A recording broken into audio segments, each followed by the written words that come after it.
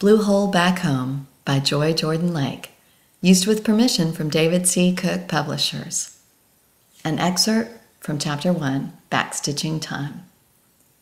Likely it was only two dreams crisscrossing paths, one snagging on the other and passing, but somehow the face that walked by me this morning not 4 feet away got tangled up with one from my past.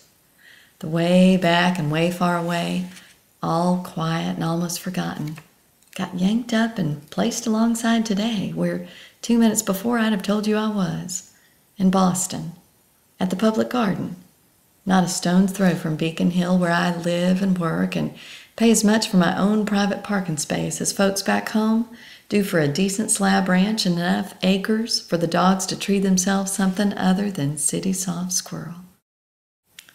I was cozied up on a park bench in the garden to cool my espresso and pry off the pumps I despise and I wear every day.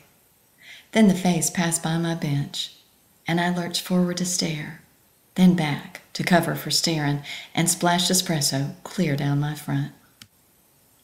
And I swear time backstitched on itself, and at that very moment I was barefoot, not with black pumps stowed under a park bench, but the right kind of barefoot.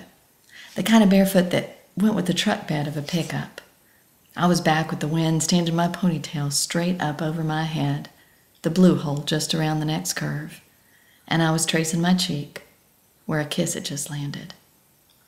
So there I sat in the garden this morning, tracing my cheek, feeling my heart seize up in my chest and the ache stabbing down to my toes, and my toes going cold in the wind off the truck. In that moment, the smell of espresso got overpowered by the sense of my past.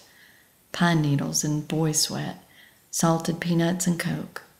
I heard bluegrass guitar and banjo all mixed up with rhythm and blues, and a rope swing, ticking forward and back, keeping time. I was barefoot in the back of a pickup, believing that it was love that makes people brave and gorgeous and clever and kind. Believing and being wrong. I haven't often, or ever actually, told the story of that summer because it's beginning when the new girl lifted her brown legs up over our tailgate, never connected up with the end, with the goodness or the fire.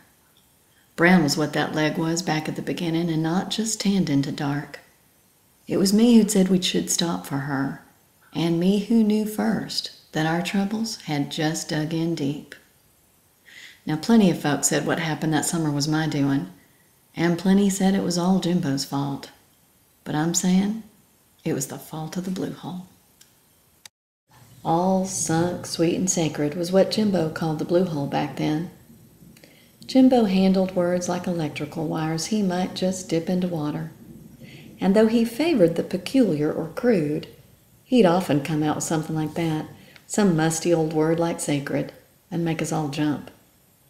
Sacred's not a word I've ever much liked. It says to me bad organ music, the Celestas stop out, and sopranos with skin like cheap parlor drapes hung from their jaws. But maybe some things, and some places, just are. And maybe the blue hole was one of those places. Even more so, perhaps, after that one August night when men in white bed sheets paid house calls all over Pisgah Ridge and made sure we all understood that although times had supposedly changed, some kinds of thinking and some kinds of hate had not. It was the men in white bed sheets that changed us. Them in the blue hole changed us forever. So I generally don't talk much of the past anymore, my own or the South's. I rarely refer to the mountains at all, or to my little town on the ridge. If I mention the blue hole, it's only in passing, and I take care to skirt real far around the topic of riots and rope swings. I skirt further still around the story of Jimbo and us and the new girl who tore up our calm, or the good that snuck up on us in the dark. I don't mention crosses, either burning or strung up by the neck in a church.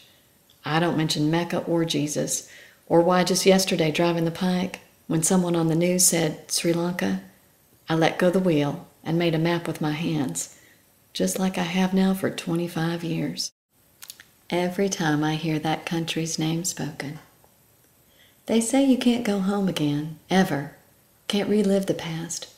And until this morning, I would have said that was true. But something about the face I saw in the garden got me to wonder if maybe time does have its back stitches and snags, like the physics professors all drone on about, though no one believes them. Maybe some parts of your past don't stay just where you thought your life left them, all shredded in pieces. This morning I wondered, nearly knocked to my knees with a scent of espresso and pine needles and peanuts and sweat all at the same time, if maybe there's some other end to my story still to get made.